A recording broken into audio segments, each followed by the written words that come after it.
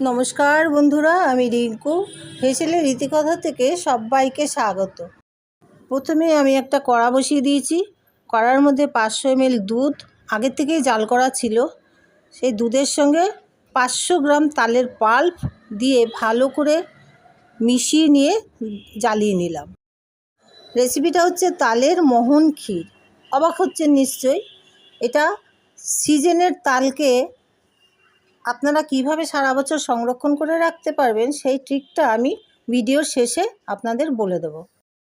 তালের এই মোহন ক্ষীরটা বানানোর জন্য আমার এখানে লাগছে তালের পাল্প, নারকেল কোড়া, দুধ, কাজু, কিশমিশ আর চিনি। এবার তালের পাল্পটা যখন ভালো করে মিশিয়ে জাল হতে শুরু করলো, সেই সময় আমি একটা গোটা ছোট নারকেল কুড়িয়ে এর মধ্যে দিয়ে দিলাম।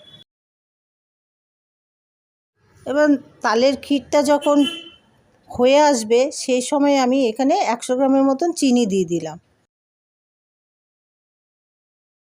চিনি দিয়ে আবারও ভালো করে নাড়াচাড়া করতে করতে তখন আমি কাজু আর কাজুগুলো আমি অবশ্য ভেঙে ভেঙে দিয়েছি, কাজু আর কিশমিশগুলো দিয়ে দিলাম। সিজনের তালের সময় তাল পাল্প বার করে সেটাকে চিনি দিয়ে ভালো করে জাল করে নেবেন। যখন দেখবেন যে কড়াইয়ের গা থেকে একটু ছেড়ে আসছে, তখন আপনারা এটা নামিয়ে ঠান্ডা করে ডিপ ফ্রিজে রেখে দেবেন। এতে আপনি সারা বছর ধরেই তাল খেতে পারবেন। তালের এই মোহন ক্ষীরটা নাড়াচাড়া করতে করতে যখন দেখবেন কড়াইয়ের গা ছেড়ে দিচ্ছে, তখনই ভাববেন এটা হয়ে গেছে।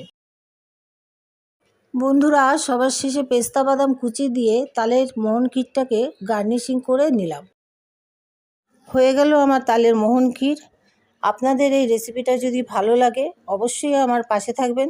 আর পুরনো বন্ধুদের যারা আমার পাশে রয়েছেন তাদের অসংখ্য ধন্যবাদ।